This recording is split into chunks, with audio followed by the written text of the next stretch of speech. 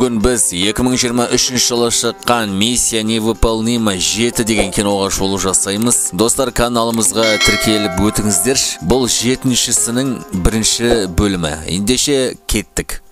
Кино басы су асты қайығын көрсетеді. 2023 жыл техниканың заманы, яғни жасанды интеллекттің заманы еді. Міне осы кемеде командир компьютерлік жасанды интеллекті кілт арқылы сыртқа шығармай ұстап отыр. Кенеттен кемедегілер судың ішінде бір заттың оларға жақындап келе жатқанын көреді. Олар сол қақтығысқа дайын еді, алайда жаңағы құбылыс жоғалып кетеді. Кемедегілер қорғану үшін өздерінің ракеталарын жіберген еді. Біраздан кейін ракета айналып қайтып келіп, олардың өздеріне соғылады. Сөйтсе, жасанды интеллект өз-өзімен жұмыс істеп, кемедегілерге қарсы шығады. Кемедегілер ештеңе жасай алмай қалады. Барлығы жарылып мерт болады. Артынан өзімізге таныс болғандай Итан Хантқа бір жігіт хабарлама келеді. Ішін ашса, сол миссия. Қысқасы, су асты кемесіндегі жасанды интеллект істен шығып кетті. Оны тоқтататын кілттер жоғалып кетті. Итан кезінде өзінің таныс қызынан айырылған еді. Оны Габриэль деген жігіт атып тастапты. Габриэльдің тікелей осы жасанды интеллектке қатысы бар. Ильзада осы іске қатысы бар екен. Кілттің бір нұсқасы осы Ильзада. Не үшін оған керек болғаны белгісіз дейді. Сіздің міндетіңіз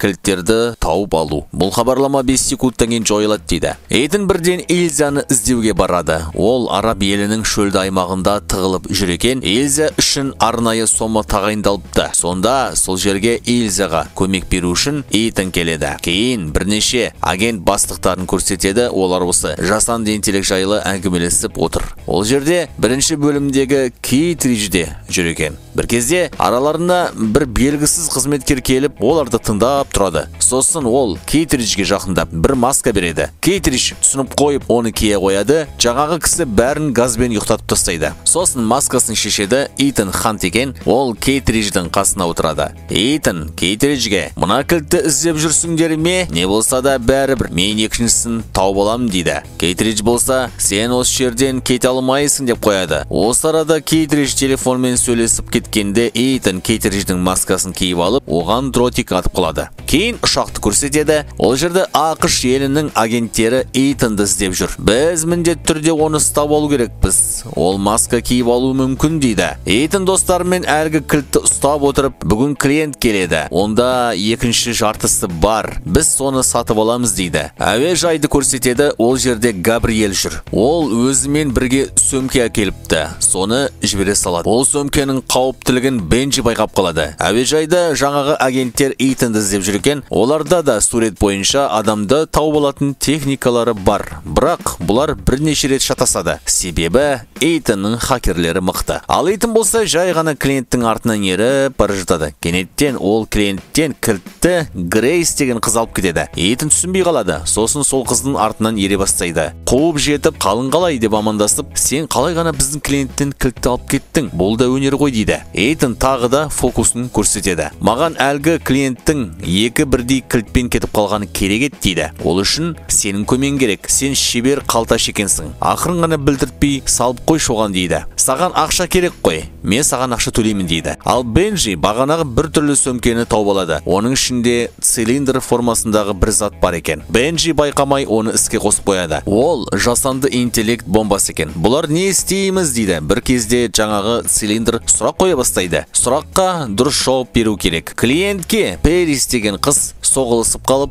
оған қару тірейді. Пэрис ол Габриэльдің адамы. "Клиентті таптық-ау" деп Итан мен Грейс келеді. Грейс жақындап еді, Итан жетіп келіп, ол мерт болды дейді. Жасанды интеллект бомбасы бүкіл сұрағын қойып, соңғысына "Сұрақ жоқ, жауабын өзің тауып ал" деген екен. Бенджи қиналып, ақыры цилиндрдегі әріптесті ұйқастырып сөз шығарады. Сонда бомбаның таймері тоқтайды. Цилиндрі ашылады. Ал ішінде ештеңе жоқ. Итан соны тыңдап тұрғанда қасындағы Грейс кілттерді ұрлап әкетіп қашып кеткен екен. Бір кезде Итан Габриэльді көріп қалып, сосын көрмей қалады. Көзден ғайып болып кетеді. Итан Грейстің артынан қуса, Итанның артынан әлгі агенттер қуып жүр. Әуежайда Грейс Грейсті полиция қызметкерлері ұстап алыпты. Оны Итан әдейі солай жасаған екен. Инспектор Грейске құжаттарын көрсетіп жатқанда Грейс сымды қолына ала қояды. Кейін Грейсті кітапхана жаққа апарса, сол жақта Итан жүр екен, өзінше кітапханашы. Грейс Итанға сені іздеп жүрген агенттер осында дейді. Итан мен Грейс бұл жерден қашып кетеді. Сосын адамдар арасында Грейс французша «Мына жігіт маған тиісуде» деп әрі қашып кетеді. Итан тұрып қалып, сосын ол да артынан қуа кетеді. Грейс полиция көлігіне мініп алады, ал артынан Итан мотодо. Кезде Грейсті Пэрис темір көлігімен қағып кетеді. Итан көмекке жетіп келеді. Ол жерге жаңағы агенттер де келген екен. Итан оларға қарап «Қоймадыңдар ғой» деген түр жасайды. Сосын Итан өзінің қолына кісенге Грейсті байлап, екеуі қашып кетеді. Арттарынан Пэрис қуып келе жатыр. Көліктері жарамсыз болып, Итан телефон арқылы бір көлік тауып алады. Кішкентай ғана көлік келген екен. Осы көлікпен де біраз қашып, ақыры олар бір түкпірге кіріп кетіп жүре береді. Сөйтіп пойыздың жолына келеді. Грейс болса өз қолын бағанағы сым арқылы шешіп алып, Итанға сымды лақтырып қашып кетеді. Осы уақытта пойыз келе жатқан еді. Итан амандықпен құтылады. Итан сыртқа далаға шықса, фургонмен достары және Ильза келіп тұр екен. Сосын бәрі қонақ үйге келіп әңгімелерін айта бастайды. Бенджи болса бұларға кеш ұйымдастырылады. Оның иесі біздің танысымыз Аланна дейді. Осы жерге Габриэль де келуі мүмкін. Сосын Лютер бұларға қараңдар, мен әуежайда не байқағанымды дейді. Адамдарды тексеріп жүргенде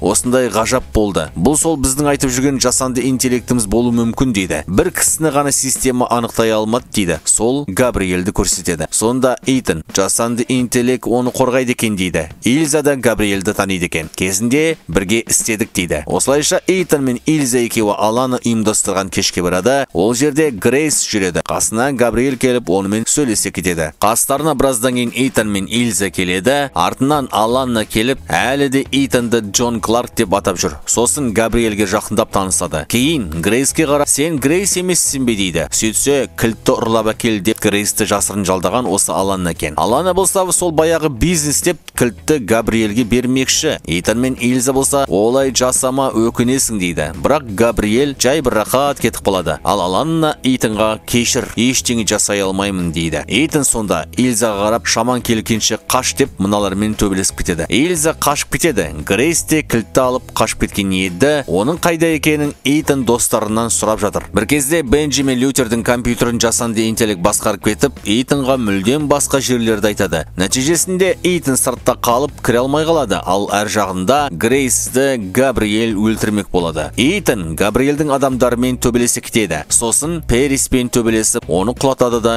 өлтірмей кетіп қалады. Ал Габриэль Грейсті сатыдан құлатып жібереді. Сонда әр жағында Ильза қылышын шығарып келеді. Екеуі бір-бірімен төбелесіп, Габриэль Ильзаны өлтіріп тастайды. Итан келсе сондай көрініс. Итан қатты қайғырады. Екінші күні де қайғырып тұрады. Енді Грейстің өміріне қауіп екі есе артты. Себебі оны Габриэль іздеп жүр және полиция қызметкерлері ұстап алуы мүмкін. Итан және командасы Грейске біздің командаға қосыл деп ұсыныс жасайды. Грейс ойлануда. Итан осы жерде жоспарын айтады. Біз Грейс екеуміз маска арқылы Алана жүрген пойызға кіріп, ағасы екеуін ұйықтатып, керекті кілттерді алып кетемізді, клиентпен кездесеміз дейді. Артынан Итан мен Лютер жалғыз жеке сөйлескен кезде Лютер өзінің ойын айтады. Сен жеңсең де, жеңілсең де жасанды интеллект жеңіп шығатын сияқты. Себебі ол бір адамның ғана қорғанышы емес. Габриэльді өлтіргенімен бәрібір ол жасанды интеллект жеңіп шығады. Сол үшін де Габриэльді ұстап ал, алайды өлтірме дейді. Бір кезде Бенджи Итанды шақырады. Грейске маска жасалды, бірақ сенің маскан жасалмай қалды. Мына компьютер күйіп кетті дейді. Оны қалыпқа келтіру үшін біраз уақыт кетеді. Сол үшін де амал жоқ деп Грейсті жалғыз жіберетін болады. Грейс болса уайымдайды. Сонда Итан, мен міндетті түрде келемін, бірақ артынан парашют арқылы. Саған тек қана кілтті алып кетіп, клиентпен кездесу керек. Осы арада мен келе қоямын, уайымдама дейді. Солай кіріседі. Пойызда Габриэль мен Пэрис жүр. Пойыздың қасында көлікпен Бенджи кетіп бара жатыр. Сыртта Мото мен Итан кетіп бара жатыр. Агенттер де осында жүр екен. Вагонда Аланна мен ағасы екеуі кетіп бара жатқанда, Аланнаның бас айналып купесіне кіріп кетеді. Сонда оны Грейс ұйықтатып тастап, Аланнаның орнына шығады. Ағасы екеуі клиентке барады. Сөйтсе, кілтті алайын деп жүрген клиент Кейтридж екен. Грейс Аланна болып Кейтриджбен сөйлесе бастайды. Әр жақта Пэрис пен Габриэль кино басындағы агенттердің директорына келеді. Сөйтсе, бұл директор да осы жасанды интеллекттің жүйеден тыс шығып кетуіне себепші екен. Осы жерде олар да кілтті іздеп жүр. Енді жасанды интеллектті тоқтататын арнайы құрылғы бар. Ол су суасты кемесінде. Ал ол кемені мен ғана білемін дейді. Габриэлге өзінше ұсыныс жасайды. Бірге істейік, жер бетін басқарамыз дейді. Габриэл оны өлтіріп тастайды. Сосын Габриэл қасындағы Переске қара, сен мені сатып кетесің, иә? Себебі Итан сені өлтірмеді, сені қорғады дейді. Екеуі төбелесіп кетеді. Габриэл оны жарақаттап кетіп қалады. Кейтридж Грейске телефонын беріп, осында картаңыздың нөмірін айтыңыз. Сонымен жұмыс бітеді дейді. $100 миллион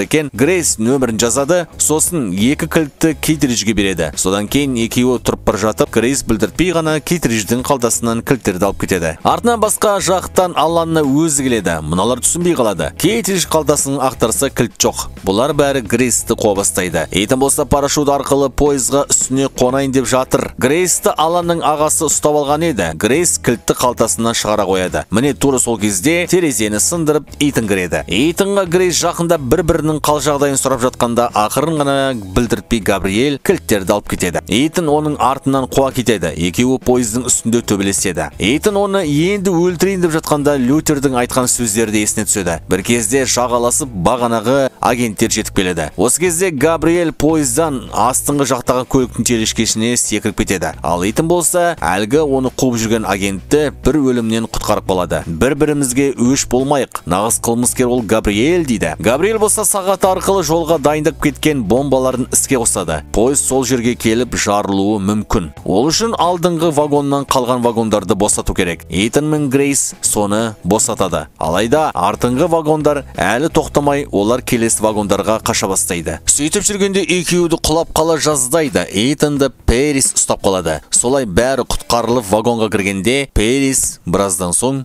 көз жұмады. Сосын екеуі де парашют арқылы кетейін деп жатқанда, Итан бері бұрылып парашют бір адамды ғана көтереді дейді. Грейс болса, бұл сенің миссияң, маған мән берме, тез кетіп қал дейді. Солай Итан Грейске бәрі жақсы болады деп өзі парашютпен ұшып кетеді. Грейстің қасында бағанағы агент пен Кейтридж келеді. Итан болса, жерге түсіп Бенджи екеуі кілтті алып жолға тартады. Осылайша бұл бөлімі аяқталады.